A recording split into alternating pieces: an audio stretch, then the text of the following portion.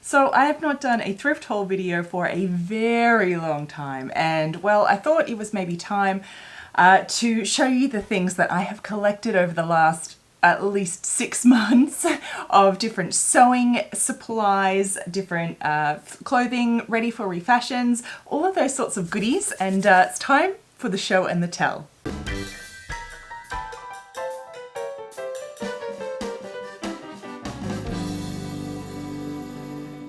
Welcome back, my sewing friends. It is always a pleasure to see your smiling faces.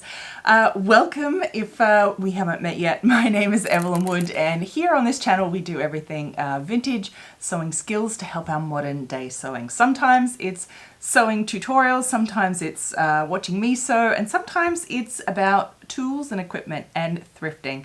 And that's what today's video is. I like to do these because it's so fun to see just what you can get at the thrift store, right? There's so many hidden treasures there that for our sewing, for our fashion lives, that are just, it's wonderful to see. And there's so much more fun in seeing what everybody gets. So let's dive right in and let me show you what I've collected. So probably the first thing that actually prompted me to do another one of these videos is that I just the other day went to a garage sale, I think what you mostly call a yard sale, and the lady had a heap of fabric and different trims from her mother who had gone to a nursing home, and so she was getting rid of all her supplies, and I found some tracing paper. Now, we were just talking about this the other day in my video here about how to trace patterns, and one of the methods is to use a carbon paper with your tracing wheel. So I'll link that video down below. And I happened to come across 3 lots of the carbon tracing paper, all brand new. I don't really see this anymore. So that was just like one of those moments when you're literally just talking about something and there it appears. So that was fantastic. I also got a few metal zips, which was really great. And of course I got a few little bits of fabric. I could not stop eyeballing this one here. It is just beautiful. This like, it's quite a thick, stiff cotton. It's definitely a vintage. It's just adorable. I'm thinking maybe a skirt or something like that. And then I got these 2 sort of eyelet cottons with the embroidery on them. I just love them. They're always nice.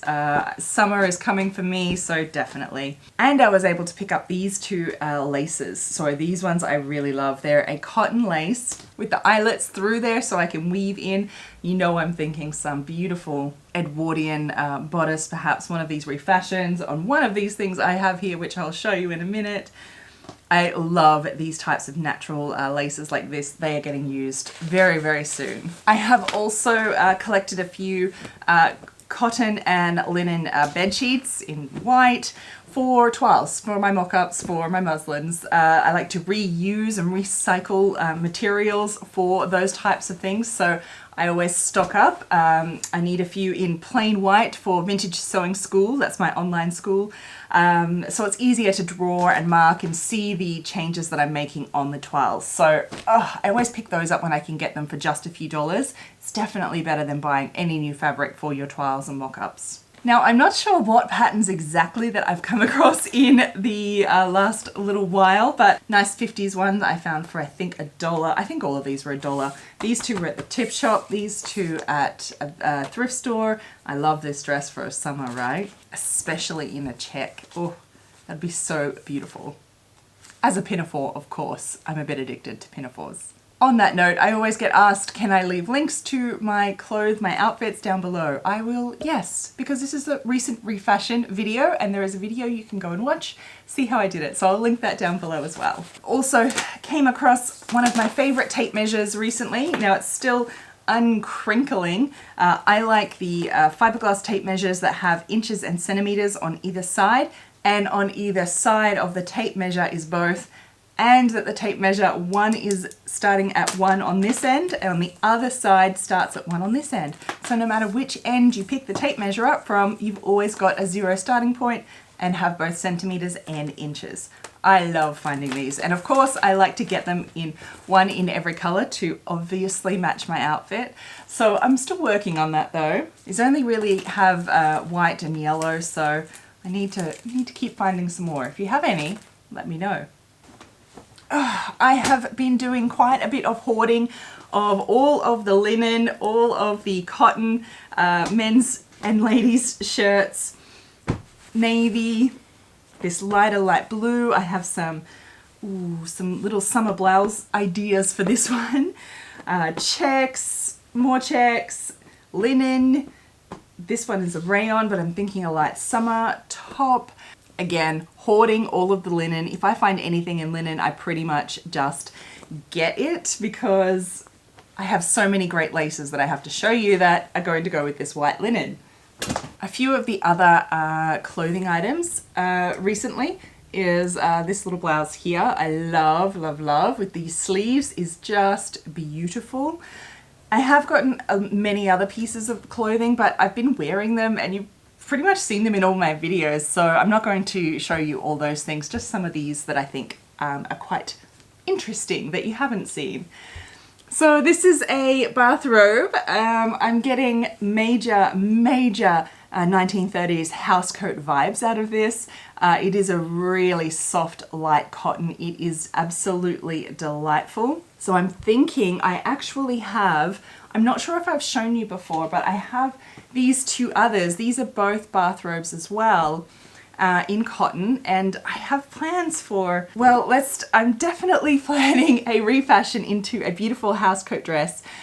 So because I have 3 of them, I'm thinking I can turn it into a workshop because I see these quite often and I think that you do too. So for my lovely members at Vintage Sewing School, perhaps that is something that we can work on for the near future, is a workshop refashion on a bathrobe into a house dress. Let me know if you're interested. Leave those comments below.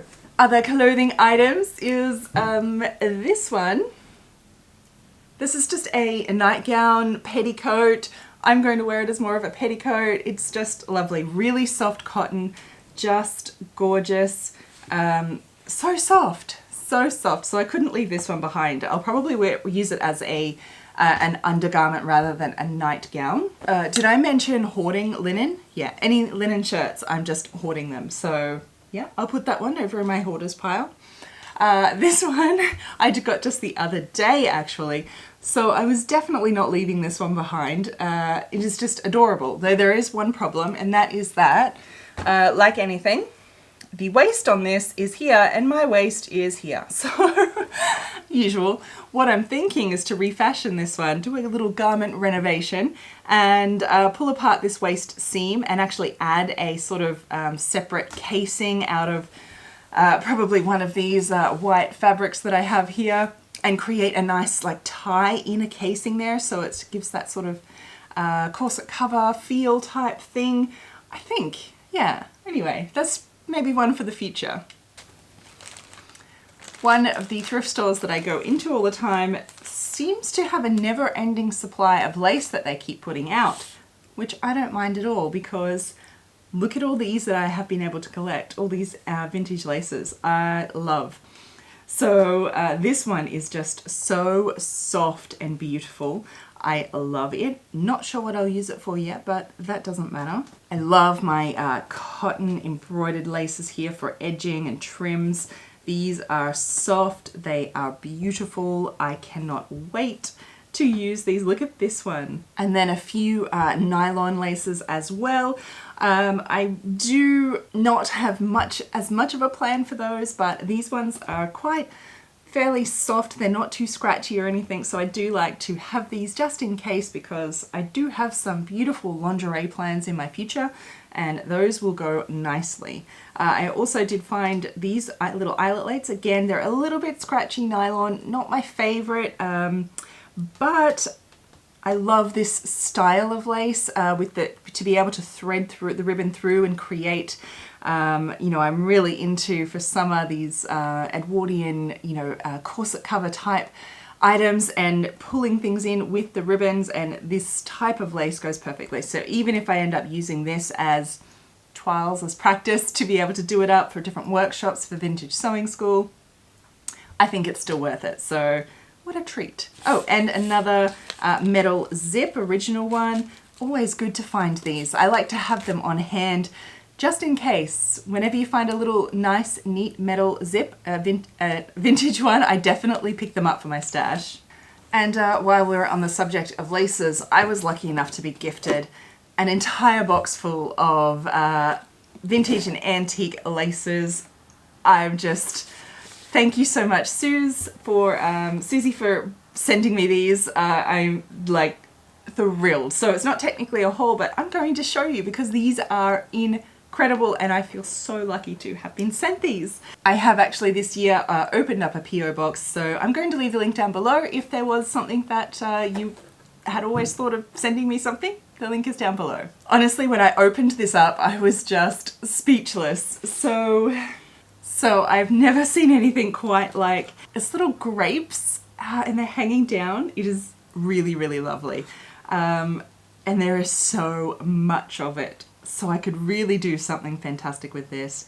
I'm not sure what yet, but the right thing will come up for sure. So there's so much here. There's lots of little bits of beautiful, some of it handmade lace. Little, look at this one, it's beaded and everything. So, you know, it is harder to use smaller bits, but doesn't mean I don't get as excited about it. Oh, this one, a little like scallop trim. I'll definitely be using this on something. This one, look at this. So this is just beautiful, original, antique eyelet lace frill double side. It is just gorgeous, absolutely gorgeous.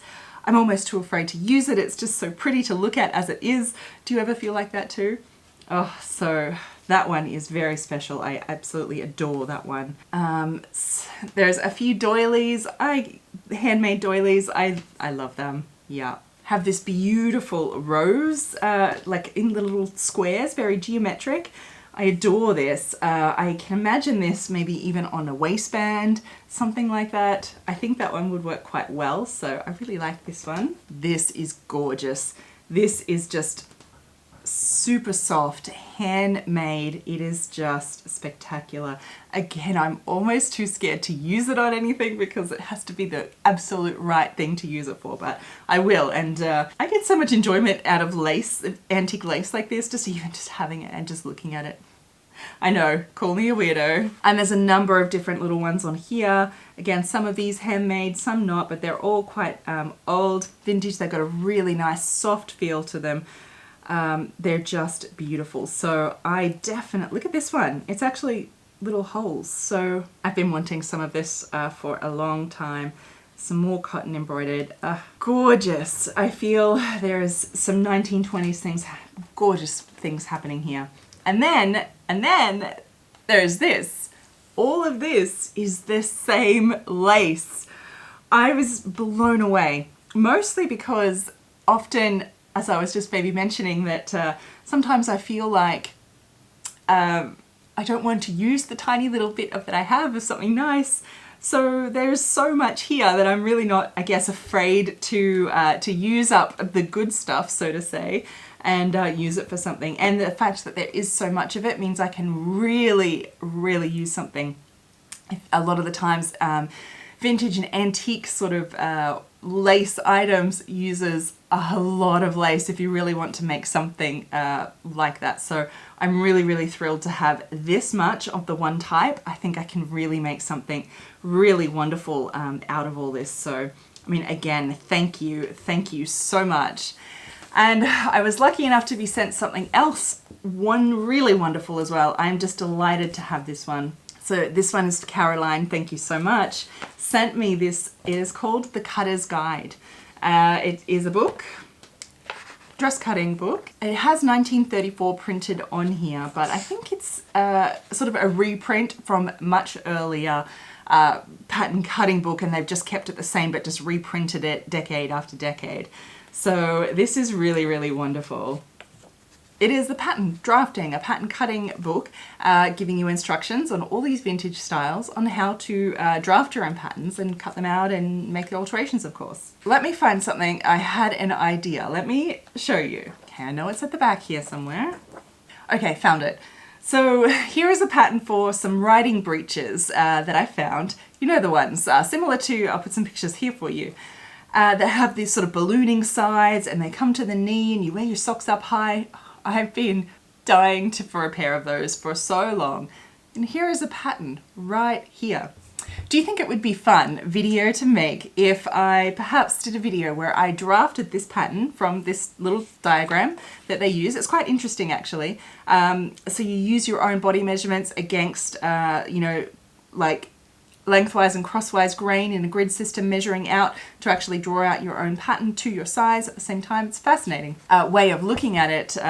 So would you think it's a great video idea? Maybe if I do this from this tiny little diagram and create this pattern and create the pants, the riding breeches, and then I get to wear them in the countryside. What do you think? Let me know below if you think that will make a great video.